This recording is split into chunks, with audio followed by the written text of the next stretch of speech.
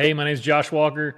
I am one of the owners of REIT Investing, and this is the Good at Money podcast. Today, we're going to talk about the money game. So, I think it helps tremendously to think about money, building wealth, your overall finances, taxes, all of it as a game.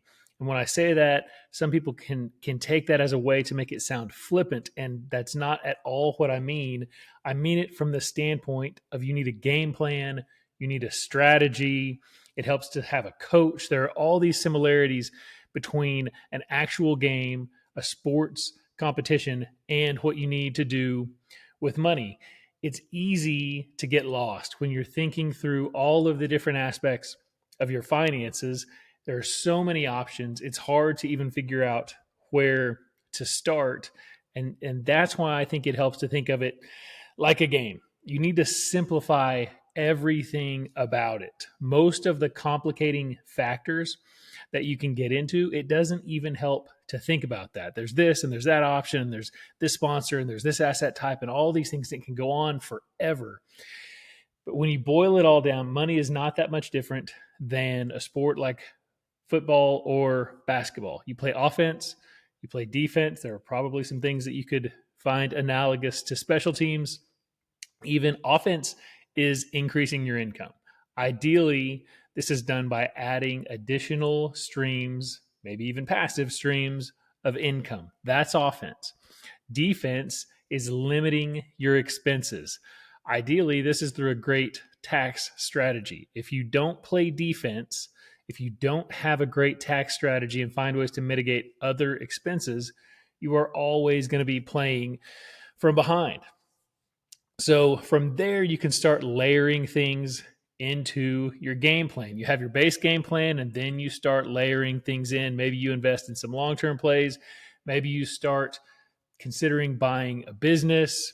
You start learning about additional asset types and consider layering those into your portfolio. But at the very beginning, simplify it. Boil it all down to the basic things you need to understand, then set some goals. Then play defense. Get a good tax strategy from the beginning. Then play offense. Create these additional streams of income. Now start stacking days. What I mean by stacking days is add to your skill set. As you do that, adjust your goals. Stack days continuously, adjust your goals again, stack more days, adjust your goals. It goes on forever. You stack days and skills. Create a plan to get better. This is called Good at Money. Everybody can be good at money. Everybody can create a plan. The resources are out there. There's no lack of information. The resources are out there for you to get better. I'm a huge Kobe Bryant fan. I love Kobe. One thing Kobe would do is pick one thing each summer to add to his game. He would study someone who did that thing exceptionally well, and he would practice it over and over and over until he was as good as it as they were. Then he would add it to his game in an actual game. Then he would pick another skill and go through the whole process again. So when would he do this, right? He's practicing with everybody else. He would do this after practice. He would do this by himself at 4 a.m. He did this when everybody else was generally doing nothing. The more Kobe did this, the more he separated himself from everyone else. And the more he did this, the more successful he became. So what does this look like as an investor? Pick a thing, start with a thing, and it really doesn't matter what you want to start with. One thing might be taxes. It's one of the most important things if you just gain a little bit of knowledge. What's passive? What's active? Why does that matter? How do I create passive losses? What does depreciation do for me? Things like that. Just a few hours of studying these things, and we will talk about them here. You can listen to this podcast and we'll go through them. Maybe it's an asset type. Maybe I want to learn about small apartments or self-storage or mobile home parks. Maybe it's something a little more off the norm, like buying notes or flipping land. There's an endless option, an endless amount of options that you can pick to dig into, but pick something that you're interested in and just start learning a little bit. From there, find someone. Once you've picked a thing, find someone who's good at it. Find a resource. And this doesn't have to be this awkward thing where you have to go find someone in person and beg them to mentor you on this thing because you heard they're good at it. There is stuff all over social media. There are podcasts. You can Google this stuff. You can ask ChatGPT. There are books. There's Audible. There's masterminds. The resources available to you are immense. Then go down the rabbit hole. Listen on your commute, listen on your run, listen on your workout, early morning, late at night, however you have to do it. If you want to be better, you have to find the time. Now, one thing as you're going through this, it's easy to not take notes. Don't do that. Take notes as you go. Note the key things, the key aspects, the things that stand out to you about this. You will know the key takeaways as you're going down the rabbit hole. Make sure you write them down. If you don't do this, you're going to have to relearn it later. You can listen to hundreds of hours of podcasts and social media videos and all these things, but that's not going to stay locked in.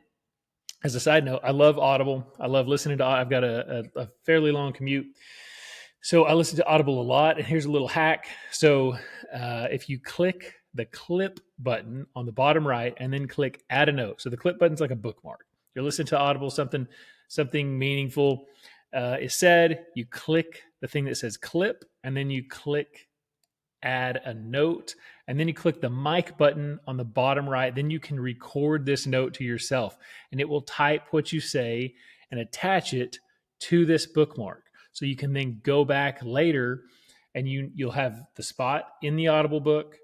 It'll be tagged right there, and it'll have exactly what you recorded into this already set. What I love to do after that is to then take those notes, go back through it, just the notes, listen to the 1 or 2 minutes before and after the bookmark, and just create a sheet, right? Create a Word document with all these notes. After that, that's all you'll ever have to go back and reference. You could take these entire books and take them down to one page that was important to you. So why do all of this stuff? So if you are an athlete, the more skills you develop, the harder you are to defend. Basketball would be a good example of that. If you are an investor, the more you know, the higher your chances of success. The more asset types you become familiar with, the more deals you have to pick from. The easier it becomes to pull the levers that you need to pull. So maybe it's cash flow. Maybe you need to eliminate your taxes. Maybe you're looking for high growth deals. The more you know, the easier it is to make those things happen. Each asset type, know that each asset type has its own unique set of risks, and you can control these risks with a little bit of dedicated time and just learning a few things. Become knowledgeable about a number of different asset types, and it will allow you to diversify intelligently instead of blindly.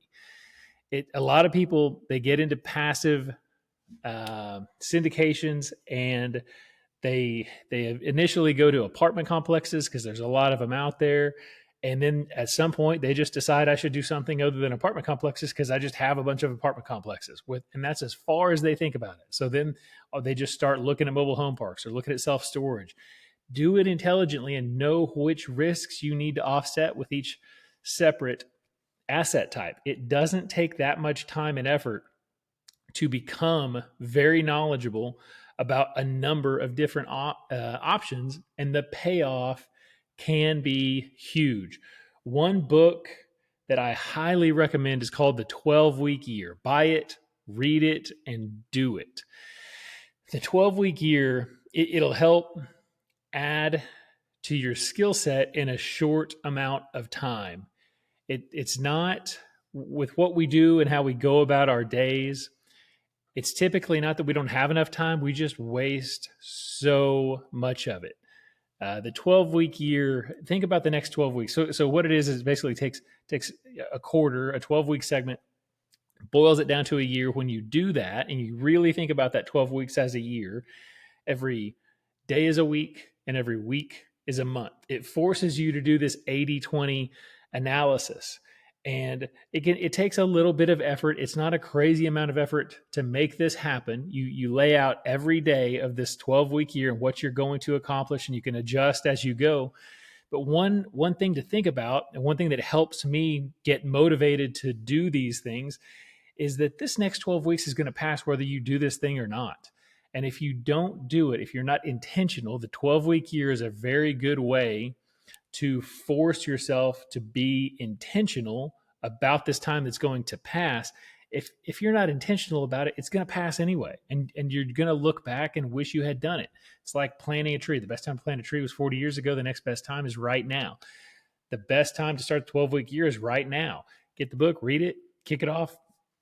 I can't recommend it strongly enough. So I hope that this is helpful for you. Our goal is to provide as many people as possible with the knowledge and skills to be good at money. If this is a benefit for you, we would love it if you would rate and share our podcast. And you can also go to arete.investing.com. That is ARETE investing.com, and download your complete guide to syndicated real estate deals. Get good at money.